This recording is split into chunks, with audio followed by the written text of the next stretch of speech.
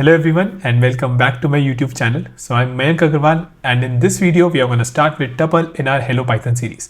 Today is day 30 and I'm really glad to see that how nicely and slowly we are mastering everything in Python. So let's get started. Now let us start with our understanding of tuple. So tuple in Python is actually denoted with these brackets, okay, the rounded brackets. List, as you all can remember, was using the square bracket, so that's the one major difference. Now tuple is a collection actually very much similar to Python list. There are just few difference in properties.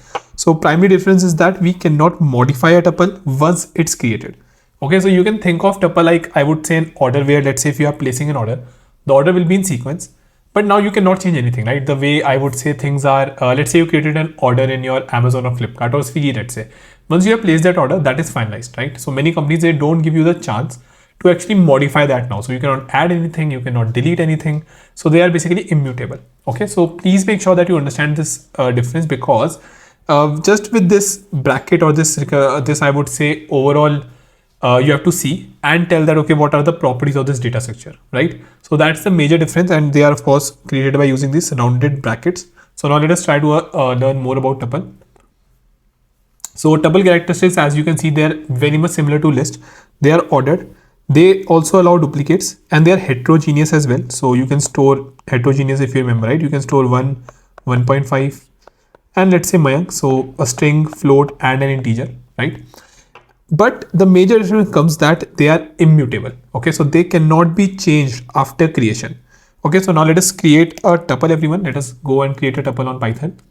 So tuple, let's say create a tuple t1, tuple 1, 2, 3. So either you can create it like this, okay, or rather let me first create it using the notation or rounded brackets. And now what we all can see is t1 is this, and if I see type of t1, it's a tuple. Okay, the other I would say other method is that we have a tuple function, right? Anything which you pass into this, so any iterable, if you will pass into it, it's going to give you back a tuple created for that. So see, it has basically created a tuple for this. So maybe I can save it in T2. And if I now see T2, it's like this, and type of T2, second, yeah, it's tuple. Okay, so inbuilt data type basically in Python, inbuilt data structure. So let us learn more about it. So as we have seen that they cannot be changed after creation. Okay, so T1 and T2 we can create it like this. All the other properties are same. Now creating a tuple, as I've already shown you, they can be done via two ways. So by defining inside this thing, so this actually anything you are defining, right? That will actually be given to you as a tuple. In list, they were basically being created as a list. Second is using a tuple function. Okay. There is one very important thing just what I would like to show you is that, see, pay attention everyone here. So normally when you have to create, okay, when you have to create a tuple, using a single element, right? So let's say if I make T3 and if I'm creating this just as 3, okay. So now let us see what T3 is and what my type of T3 is. So it is 3, okay. So maybe I can just do it in another line. T3 is 3 and type is actually something as int. Now see, this is again very important thing to understand, because like as I told you early on in the series that Python is kind of like math. So in maths also, if you remember, we use these brackets, right? It's like this. So let's say if I'm doing 5 plus 3, or let's say 5 plus 3 minus 4, I can do something like this and I will get my answer. Okay, so this will be treated as a simple integer or float or anything which you pass to it. Okay, so Python here get confused in a way that, hey, I kind of work with maths and you know that, right? So if you don't have an idea on this, please see the previous video. I think it was in the initial data type videos when I was explaining integer. So what happened is that anything inside this rounded bracket, okay, they can actually very well be also treated as a single value which you are providing. Or I would say the way we do it in maths, right? So let's say 5 plus 3 into 4. So here now Python gets confused, and that's why it basically doesn't make it a tuple, rather keep it as a value only. Okay. With multiple values, it was easy. With multiple values, I was able to provide 1, 2, 3 like this. But again, it is not the case here. So it's a problem and confusion for Python. So to now create a tuple with a single element, what you can do is, let me clear everything. So to create a tuple with a single element, let's say T4, okay. So tuple, either you do this, and if I press Shift Tab, you will see that it expects an iterable inside a bracket, okay. So if you do it like this, it's saying that int object is not iterable. So here also, because you're just providing it as a single int, it says that, hey, it is not iterable, right? So can you please provide me something which is iterable? Because we know, right, that int is not iterable as an object. So there are two ways to actually, there is a way through which we can actually, I would say, handle it. You provide this 3, but now you provide a single comma like this as well. So don't add anything, just provide a single comma. This kind of gives Python the signal. That, hey, this is not a single integer. This is not a single value. I'm basically trying to pass you a iterable. Okay. So now what happens if you do it like this? Now Python is basically treating it as a tuple, and you can see the same here as well. Type T4, it's a tuple. If you want to see the length, now again we are going to see the function, but yeah, length is 1 only. So it's a single element tuple, and that is how it's created. Same thing, a lot of same thing in here as well, right? So the second I basically create inside like this, it's going to create a single element tuple for me, whose length is length of T5 is 1 and type of T5 is tuple.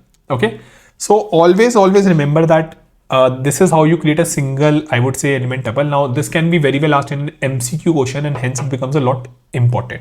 Okay. Now one more thing, tuple is kind of, I would say, like a default data type in Python. Like if you will see like when I ask a Python to give values like this, it is actually giving it as a tuple. So for example, maybe let's say I can just save it, output tuple, right? So see, now this actually is kind of my tuple only. So Python tries to give you these things. Okay. So this is kind of, I would say, a default data type. I think I messed up the name. So just keep it single p. I many times make that mistake, but should be fine. Okay, everyone. Yeah. So see, this is a class tuple. Okay. So this is again very important to understand that what exactly and how exactly is this being handled. Okay. Is this being handled in Python? So if, like, for example, if you do 1, 2, 3 like this, it's going to make it into a tuple directly. Okay. Not a list, not set or anything which you're going to learn for going forward, just a tuple. So anytime you are trying to, I would say, combine the values, or basically, I would say just join anything in the similar line, that is just returned to you as a tuple, and that is why you see it in a rounded brackets. Okay, everyone. So I hope this thing is clear as well. Now let us move forward, defining inside this and using tuple function, and we have already seen that what will happen if we have to create a single tuple like this, right? So this will give you an error. So I think I can write it here because now you understand this. Use 3 comma. Okay, so this I'm doing so your notes are pretty well. Okay, everyone. Now the next thing is accessing tuple. I think as I've already told you that they are ordered, then I think it makes a lot of sense, right? All the things which we have learned about indexing and slicing very nicely, all of them hold true. Okay, and that you can see very nicely as well. So let's say if I'm making a tuple, okay, which is, so let me make it, yeah, 1, 2, 3, 4, 5, 6, 7, 8, 9, 10. If I do T1 of 0, I'm going to get 1. If I do T1 of -1, I'm going to get 10. So positive indexing, negative indexing, slicing, everything is same actually, right? So that's why I was a lot, I would say, after you understand indexing and slicing very properly, because that's going to be helpful to you everywhere. Okay, so accessing elements in a tuple is just like that. The way you use in string or the way you used in list, exactly the same. Okay, so if you have those concept clear, please make sure that you basically understand that. If you have any, I would say, problem, then I've created fabulous tutorial on that. I think it's just 3 videos of half an hour total will make your concepts all clear in that. So I will just add that in the I button somewhere. So or basically you can search in the same series where is slicing and indexing basically explained. Okay, so tuple operation now again, concatenation. Okay, like they are also again very much similar, I would say, to your list. So list thing we have discussed in the last class as well, but yeah, overall you can add 2 tuples, then you can multiply tuple. Membership also is valid and iterable as well. Okay, so all these things are, I would say, pretty much same the way it was in string. Just one thing you have to always remember, see, when you do this T1, let's say when you have this T1 or let's say T2, when you do this T1 and T2, T2 plus T2, it's actually creating a new tuple. Okay, it's not making any change in T2. And if I do like this, then what you are doing is you are basically multiplying T2 2 times, like adding T2 to T2, right? So you are basically making sure that you have 2 pens, and now you are assigning this T2 to a new value. But you cannot change T2 altogether. Like you cannot append anything to T2. Okay, once it is created, this thing is fixed. And I hope you can appreciate the usability of that as well. Anytime I want to have anything where I want to make sure in code that nothing gets changed, I should define it as a tuple and not a list. For example, let's say yesterday, okay, yesterday you did some sales. Now we know that, okay, for sure that sales are finalized. Okay, let's say you have a perfect system where each and every sale is accounted for. You don't want that, yeah, tomorrow in your code or anywhere, by any chance someone changes anything in your tuple, in your orders. Please define that as a tuple and not as a list, because in list someone can append it. Okay, if someone does anything, that would be a problem. But in tuple, everything is basically handled and no one will be able to change it. The second you try to change it, you're going to see an error as well. Okay, so this is where I would say the major use case of tuple comes in, and that is what differentiates it with a list. Now if I do it like this, see, T2 plus T2 is like this. Again, still my T2 is not changed. My T2 is this only. If I reassign it to this solution, then is when I'm gonna get my T2 to be changed. Okay, so I hope this thing is clear to each and every one of you, the way how it's happening exactly. Okay, so this is all the things about tuple majorly which we have to know. Modifying tuple, of course, we have seen that it is not possible. So you cannot append anything to it, you cannot remove anything to it, you cannot even change anything. So just pay attention one more time, everyone. Let's say this is my T2. Okay, if I do T2 of 0, I think I've run this 2 times. So I run this line 2 times, so that's why we are seeing it. So for example, okay, yeah, I think so this we will see a lot long. T2 is this. Yeah, I done this line 2 times, so that's why you are seeing this basically multiple times. Okay, but should be fine. So T2 of 0, let's say we know it's 1. You cannot change it to 4. You're gonna get an error. Tuple object does not support item assignment. The same was very much possible in list because of the generic property that they are basically mutable. Okay. Now tuple also store reference of an object. So I think I gave you an idea about this thing. So what happened is that in tuple reference of the object is stored. Okay, so for example, how I can show you that is, let's say if I have a is equals to 1, and if I take the ID of this a, I get this ID. Now my T2 of 0, it's also 1, and if I take ID of this one, okay, it's the same only. So what is happening is that tuple is also storing your reference to these locations. Okay, so for example, let's say somewhere in the memory 1 is basically written and the address is this much. So let us take 304, right, x304. When you make a tuple, it is storing this reference, right? So that is what is meant by storing the reference. So just like list, tuple is also storing the reference to your objects. Okay, and as you can see, that's the reason that for this integer a and for this tuple a, they are having the same reference. Okay, and ID gives you that reference. I hope you remember the same thing. Now I told you as well that tuples are, I would say, the default way, the way Python handles things. So there is one more concept of packing and unpacking of values. So just as an example, let's say 1, 2, 3, it is given as a tuple, right? So if I make it a single 1, 2, 3, then it will be defined as a tuple. You can see the same as well. Okay, if I give a and b, then it's going to give you an error that too many values to unpack. Okay, so one thing to understand here is that how many values you have on right, that should be equivalent to the one on left. And if you make it like this, see, then see, your a is going to be 1, your b is going to be 2, and your c is going to be 3. Now what is to be understand here is that, see, this is a tuple and you can actually unpack your tuple. You can unpack your tuple if you are giving it equal number of, I would say, placeholders.